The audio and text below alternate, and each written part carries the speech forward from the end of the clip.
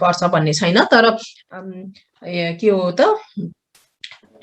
जस्तो नर्मल भन्दा बढी पास भएर जान्छ है so diarrheal disease is a symptom in which a patient pass out stool more frequently than in normal time and the consistently change into more loose so अब डब्ल्युएचओले define गरेको अनुसार चाहिँ कहिलेकाहीँ होइन के भन्छ त कति मात्रा चाहिँ बढ्ता गयो भने चाहिँ यस्तो भन्दाखेरि the quantity of defecation is more than 200 grams or lower than 200 grams but the defecation is more than 3 times है so it can be के हुन सक्छ it can be watery or associated with other signs and symptoms अरु other signs and symptoms भन्दाखेरि के हो त के हो त वाटरी पनि हुन सक्छ है म्युकोइड पनि हुन सकिन्छ फल स्मेलिङ पनि हुन सक्छ स्टुलहरु है एकदमै फल स्मेलिङ पनि हुन सकिन्छ अनि त्यसपछि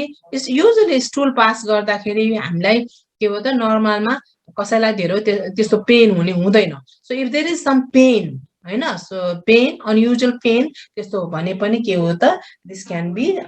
सम साइन्स अफ इन्फेक्शन्स है infections or infestations and it's the leading cause of malnutrition in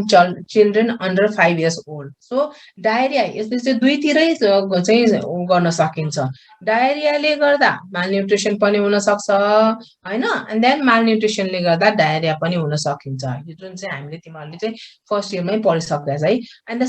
significant proportion of the diarrheal disease can be prevented through के हुन्छ safe drinking water तिमीहरुले नै अघि भने नि है sanitations यिनहरुकोले गर्दा हैन सो केमा चाहिँ इम्पोर्टेन्ट पोइन्ट दिनु पर्यो त स्यानिटेशन्स है डायरियल डिजिजलाई यदि हटाउने हो भनेदेखि के गर्नु पर्यो हाम्रो मेन एजेन्डा भनेको के हो स्यानिटेशन्समा ध्यान दिनु पर्यो है सो मालनरिश बच्चाहरुको के हो त न्यूट्रिसनल स्ट्याटसलाई इन्क्रिज गर्नु पर्यो हैन इम्युन सिस्टम कम भएका बच्चाहरुको इम्युन स्ट्याटस अप गर्नु पर्यो है सो यो विभिन्न कुरा गर्नु पर्यो So this another slide is diarrheal disease burden. अब नेपालमा कति रहेछ के रहेछ भन्दा according to WHO globally it is listed as one of the most important sanitation problem and death rate of diarrhea is fourth of all the diseases and in 2016 more than 5.6 million children under 5 years of age died worldwide of which 8.4% were attributed to diarrhea. So in developing countries, around 13% of children under 5 years old died from diarrhea. So you just said केही समय अगाडिको data हो. So diarrhea is the second leading cause of diarrhea in children all over the world and it's the second leading cause of death in children 5 years old. And important point is each year diarrhea kills around 760,000 children under 5 and globally there are nearly 1.7 billion cases of diarrheal diseases every year. अब यस्तो हैन यस्तो magnitude of the problem चाहिँ यस्तो high रहेछ but still हैन but still के हो त it is both preventable and treatable है अब डायरिया ट्रिट गर्न नसक्ने पनि होइन है प्रिभेन्ट गर्न नसक्ने पनि होइन it can be preventable and it is treatable but at है म्याग्निट्युड अफ द प्रब्लम चाहिँ एकदमै हाई छ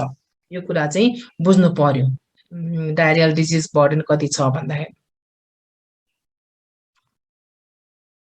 so high mortality rate of children under 5 years old नेपालको सन्दर्भमा भन्नु पर्दा it is around 32 per 1000 live birth warrants it as a significant public health problem है अब चाइल्ड मोर्टालिटी त हाई नै छ हैन यत्रो वर्षमा अब चाइल्ड मोर्टालिटी रिडक्सन्स गर्नको लागि थुप्रै प्रोग्राम्सहरु आयो है थुप्रै नेपाल गभर्नमेन्टले थुप्रै प्रोग्राम्सहरु ल्यायो तैपनि है नेपालमा चाहिँ चाइल्ड मोर्टालिटी चाहिँ एकदमै हाई नै रहिरहेको छ which is 32 per 1000 भन्नुको मतलब यदि if we compare it to the developed country it is around 5 times more है हाम्रो जस्तो पार्ट अफ द वर्ल्डमा चाहिँ हामी छ सो यसलाई चाहिँ के हो त अनि चाइल्ड मोर्टालिटी यति छ अनि यसमा पनि हेर्यो भनेदेखि diarrhea is one of the main important reasons why childrens are dying है द्याट्स व्हाई के हो त diarrhea became a public health problem अहिले पनि छ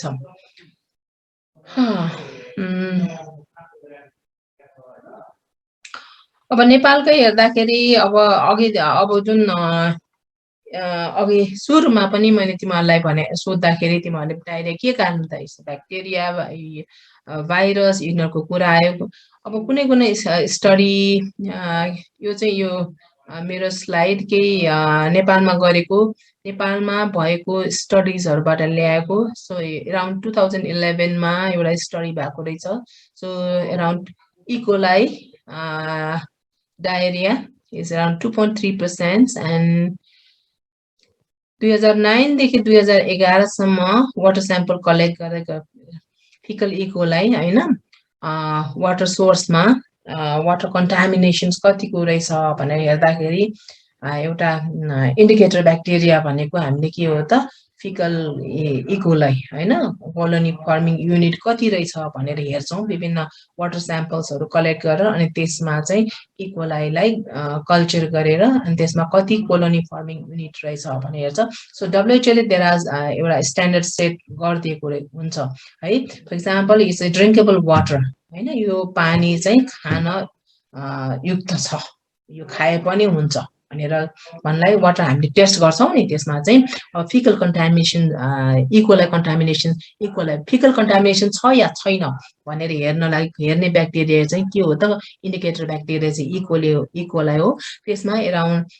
यो कसरी गर्ने के गर्ने हैन कोलोनी फर्मिङ युनिट भनेको कति हो कति पानी लिने यो के कल्चरमा ग्रो गर्ने यो चाहिँ तिमीहरूको माइक्रोबायोलोजीको किताबमा राम्ररी है राम्ररी लेखेको छ है सो त्यहाँनिर पढ्नु पर्यो है कति कोलोनी फर्मिङ युनिट सम्म चाहिँ कहिलेकाहीँ यो यति चाहिँ खान हुन्छ है यति नम्बर चाहिँ खान हुन्छ तर यो भन्दा पर्दा भने ओ दिस इज नट हाम्रो खानको लागि त युज गर्नै मिल्दैन है भन्ने चाहिँ कहिले हो भन्ने चाहिँ यो चाहिँ तिमीहरूले जान्नु पर्यो यसको लागि तिमीहरूले माइक्रोबायोलोजी बुक खोलेर हेर्नु पर्यो र यो कुरा चाहिँ थाहा पाउनु पर्यो सो एराउन्ड 2009 देखि 2011 सम्म एउटा स्टडी गरेको त्यसमा around 56.5% of water samples were contaminated with fecal E. coli है भनेको थियो अनि त्यस्तै गरेर 2004 2005 मा पनि हेमोलाइटिक युरेमिक सिन्ड्रोम को बारेमा पनि स्टडीहरु भएको थियो and then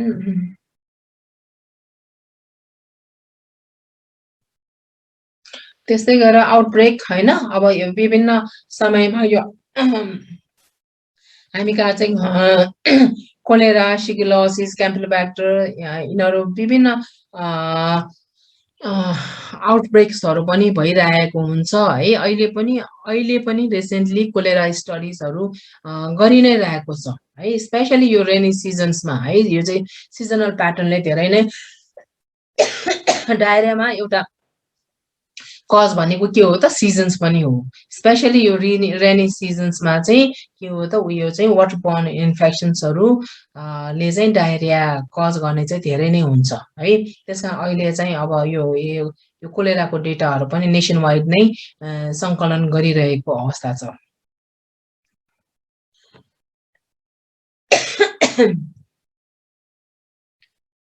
so who are the risk groups कोलाई चाहिँ बढी हुन्छ त यो डायरियामा भन्दाखेरि all ages but children and elderly are more severely affected हैन आइदर के हो त 5 वर्ष भन्दा मुनिका बच्चा स्पेशली के हो त 24 महिना भन्दा मुनिकालाई स्टडीजहरुले देखाएको छ त्यस्तै गरेर के हुन्छ elderly populations हला पनि बढी देखिएको छ एन्ड अरु भनेको इम्युनो कम्प्रोमाइज्ड है malnourished यिनीहरुमा चाहिँ these are the people who are vulnerable to acquiring diarrheal diseases causes हैन infections and infestations yeah infestations र infections के भन् छुटाएको भने फर एक्जाम्पल के हो त यो विभिन्न ब्याक्टेरियल भाइरल फंगल यिनीहरुलाई इन्फेक्सन्स भनिन्छ भन्देखि के कुनै पनि वर्म्सहरूले गर्दा हुनेलाई चाहिँ इन्फेस्टेसन्स भनिन्छ र अर्को चाहिँ malnutrition एन्ड अर्को चाहिँ contaminated source of water or food हैन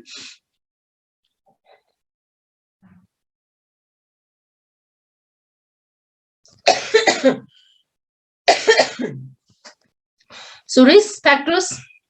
के होला त रिस्क फ्याक्टर्समा भन्नु पर्दाखेरि पोर सोसियोइकोनोमिक इन्भाइरोमेन्ट विभिन्न स्टडिजहरूले गरेको उसमा देखाउँदाखेरि चाहिँ के हुन्छ भने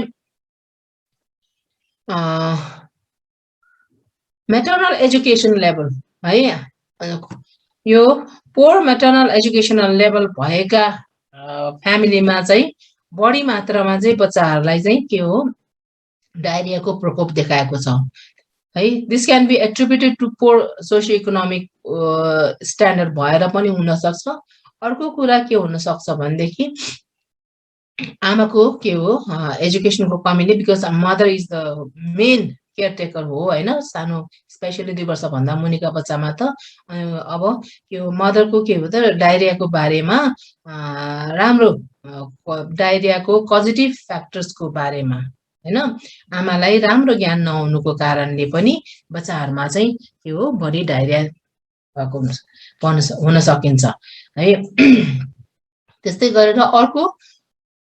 अथवा पोर सोसियो इकोनोमिक इन्भाइरोमेन्ट हैन पोर सोसियो इकोनोमिक इन्भाइरोमेन्ट भएपछि के भन्छ अब मालन्युट्रिसन त हैन पोर सोसियो इकोनोमिक इन्भाइरोमेन्टले गर्दा मालन्युट्रिसन हुन सकिन्छ पोर सोसियो इकोनोमिक इन्भाइरोमेन्टले गर्दा पोर एक्सेस अफ क्लीन वाटर हुन सकिन्छ त्यस्तै गरेर पोर सोसियो इकोनोमिक इन्भाइरोमेन्टले गर्दाखेरि हजुर पोर सोसियो इकोनोमिक इन्भाइरोमेन्टले गर्दाखेरि के हो त घरमा टोयलेट नहुन सकिन्छ हैन अथवा के हो त म्याक्सिमम नम्बर्स अफ द पिपलले सेम एउटै टोयलेट युज गर्न सकिन्छ त्यहाँनिर सफा वातावरण हुन सक्दैन यी विभिन्न कुराहरूले गर्दाखेरि चाहिँ के हो त डायरिया हुने प्रकोप बढ्ता हुन्छ त्यस्तै गरेर poor sanitation and hygiene practices है poor sanitation and hygiene practices है मा के poor sanitation and hygiene practices भन्दाखेरि के होला त poor sanitation and hygiene practice भनेको कसरी यो मैले यहाँनिर ब्र्याकेटमा exposure to 5F feces flies fingers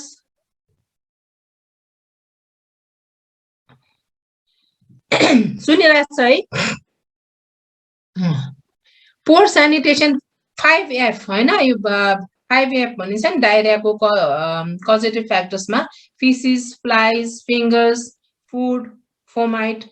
यो सबै कुराहरुलाई चाहिँ मैले यो पोर स्यानिटेसन एन्ड हाइजिन प्र्याक्टिसेसमा राख्नुको कारण के होला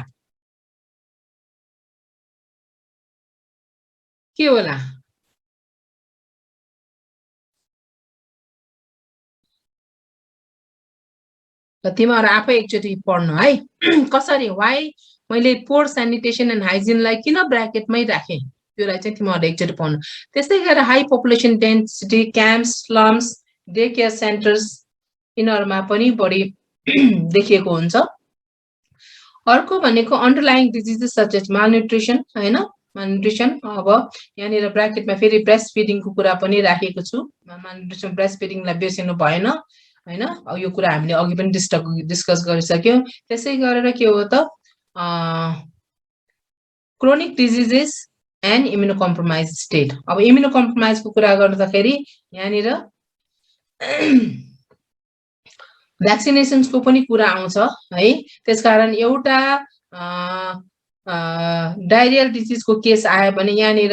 मालन्युट्रिसन देखि लिएर भ्याक्सिनको कुरादेखि लिएर स्यानिटेसनको कुरादेखि लिएर सबै कुरालाई ध्यान दिनु पर्यो है त्यस्तै गरेर अब सिजनल फ्याक्टर्समा बढी it's more occurs in the rainy season अब natural calamities such as floods, typhoon, etc. यिनीहरुमा चाहिँ बढी डायरिया हुन सक्छ अहिले त क्लाइमेट हैन क्लाइमेट चेन्ज सँग पनि यो डायरियालाई एकदमै जोडेर आइरहेको छ त्यसैकारण अहिलेको जल्दो बल्दो टपिक भनेको है क्लाइमेट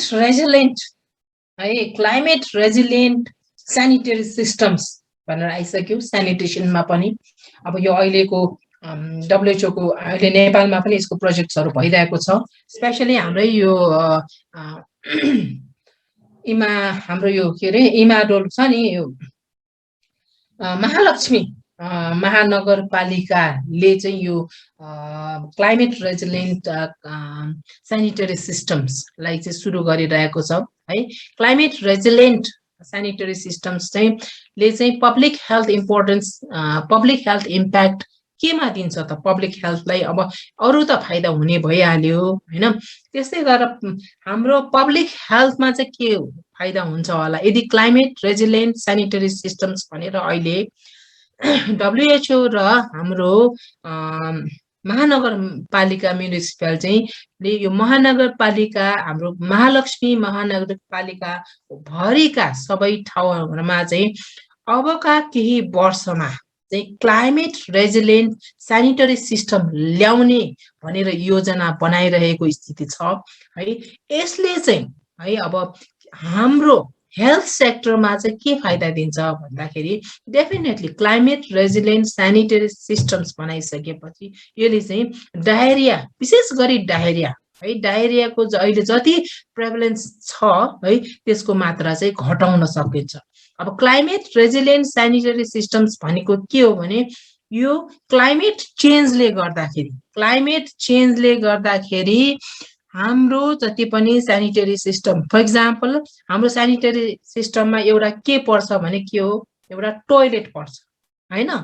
त्यसै गरेर सिवरेजहरू भयो, त्यसै गरेर ड्रेनेजहरू भयो। Let me give you example. अब क्लाइमेटमा अब एकदमै ड्राई क्लाइमेटमा भन्दाखेरि एकदम ड्राई भयो हैन, क्लाइमेट बढी नै क्लाइमेट चेन्जको इम्प्याक्ट भनौँ न, क्लाइमेट चेन्जको इम्प्याक्ट भन्नुपर्दा सर्टेन उसमा अहिले हामीले कति फिल गरेको छौँ। अब दसैँ ताका त अब अहिले त हामीले त हामीलाई त जाडो भइसक्नु पर्ने है, तर आज हेर्दाखेरि आई फिल लाइक कहाँ यो थाइल्यान्डको कुन ठाउँमा बसिरहेको छ, समुद्र मात्र छैन हैन, समुद्र छैन हैन, तर टेम्परेचरलाई हेर्ने हो भने थाइल्यान्डमा बसिरहेको स्थिति जस्तो हैन, अथवा तराई हाम्रो भरतपुरमा गएर बसेको जस्तो है, त्यस्तो फिल भइरहेको थियो। अब त्यस्तो एकदमै ह्युमिडिटी छैन एन्ड देन एकदम ड्राई भयो भने के हुन्छ त है। अब हाम्रो सेनिटरी सिस्टममा चाहिँ के हुन्छ, फर इक्जाम्पल पानी सुक्छ हैन, पानी त सुकिन्छ नि, त्यो ड्राई वेदर भएपछि ड्राउट भन्छ नि, त्यसले गर्दा पानी सुकाउँछ। अनि पानी सुकाइसकेपछि हामीलाई पानीको कमी भएर आउँछ। पानीको कमी भएपछि यहाँनिर त पोर सेनिटेसन एन्ड हाइजिन प्र्याक्टिसेसले गर्दा डायरिया हुन्छ भने चाहिँ मान्छेलाई एकदम adequate sanitation and hygiene practice हुनलाई द मोस्ट इम्पोर्टेन्ट थिङ पानी नै हुनु पर्यो नि हैन। पानी नै छैन भने कसरी सेनिटेसन गर्ने? सो के हुन्छ त, डाइरेक्टली डायरिया हुन्छ हैन। त्यस्तै गरेर अर्को कुरा के हुन्छ भनेदेखि अब त्यस्तै गरेर के हो, बढी नै पानी पर्यो है, बढी नै पानी परेर बढी नै फ्लड भयो हैन, फ्लड भयो भने के पानी जमेर अहिले योभन्दा अगाडि केही हप्ता 2-4 हप्ता अगाडिको भन्नु भने हामी कहाँ यति धेरै पानी पर्यो है, यति धेरै पानी पर्यो, त्यो हाम्रो कर्मनासाको खोला बढेर कति माथि आइसकेको थियो है लेभल। भनेपछि के हो त है, भनेपछि त्यहाँबाट के हो, टोयलेटहरू फर इक्जाम्पल हाम्रो वाटर, हामीले घरमा पानीको मुहानहरू बनाएको हुन्छ नि, सो त्यो खोलाको लेभल बढेर आएर हैन, बढेर बढी नै पानी भने त्यो खोलाको लेभल बढेर त्यो खोलाको लेभल भन्दा तल भएका घरहरूमा त के हुन्छ, त्यो खोलाको पानी जहाँ चाहिँ सबै कुरा त्यही मिसाएको छ भने त्यो बगेर आएर हाम्रो वाटर सिस्टमलाई कन्टामिनेट गर्न सक्छ नि हैन। So this is how natural calamities such as floods, typhoon, drought could be the risk factors for causing diarrheal diseases। त्यही कारण अहिले एकदमै जल्दो बल्दो टपिक आएको छ डायरिया कन्ट्रोल गर्नलाई, public health diarrhoeal disease control गर्नको लागि चाहिँ क्लाइमेट रेजिलेन्ट सेनिटरी सिस्टम्स भनेर आएको छ है। Next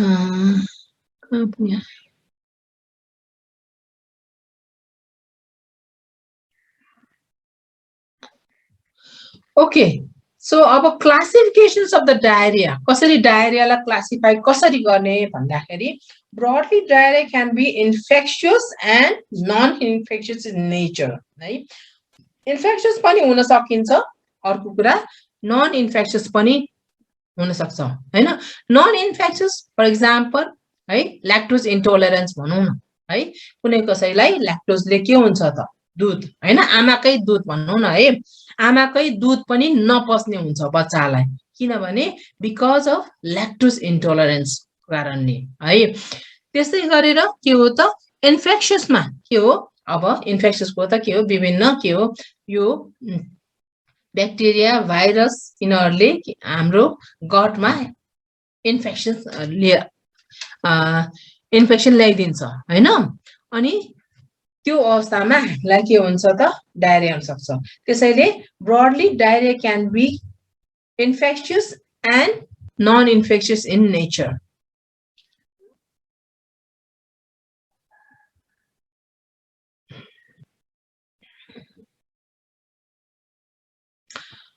Infectious diarrhea are caused by viruses such as rotavirus, enterovirus, adenovirus, reovirus, bacteria E. coli, salmonella, shigella, cholera, हैन, Clostridium, Campylobacter, parasites, हैन, amoeba, giardia, strongyloides and other worm infestations, fungus, example candida है। त्यस्तै गरेर non infectious diarrhoea caused by lactose intolerance and other carbohydrate intolerance है। Gluten एन्टेरोप्याथी भन्छ नि हैन, कुनै पनि यो ग्लुटेन भएको खानेकुरै खान नमिल्ने के हो त ग्लुटेन केमा हुन्छ त मोस्ट अफन है। फर एक्जाम्पल जुनसुकै पिठोमा पनि है मोस्ट अफ द उसमा चाहिँ त्यो चिवी हामीले खाँदाखेरि रोटी खाँदाखेरि एउटा चपाउन पर्ने टाइपको हुन्छ नि हैन, त्यो चाहिँ के हो त ग्लुटेनले गर्छ है। सो एनी यो अन्नहरुमा चाहिँ त्यो ग्लुटेन हुन्छ। अनि त्यो हाम्रो बडीमा हामीलाई चाहिँ ग्लुटेन इन्टेरोप्याथी भयो भने पनि के हुन्छ त डायरिया हुन्छ। त्यस्तै गरेर ओभरफिडिङ है, ड्रग इन्ड्युस कहिलेकाहीँ कुनै कुनै एन्टिबायोटिक्सहरु प्रिस्क्राइब गर्दा पनि हामीलाई डायरिया हुन्छ। त्यस्तै गरेर फुड एलर्जिस है मोस्ट अफन हामीलाई थाहा पाइरहेको हुँदैन, तर मोस्ट अफन के हो त यो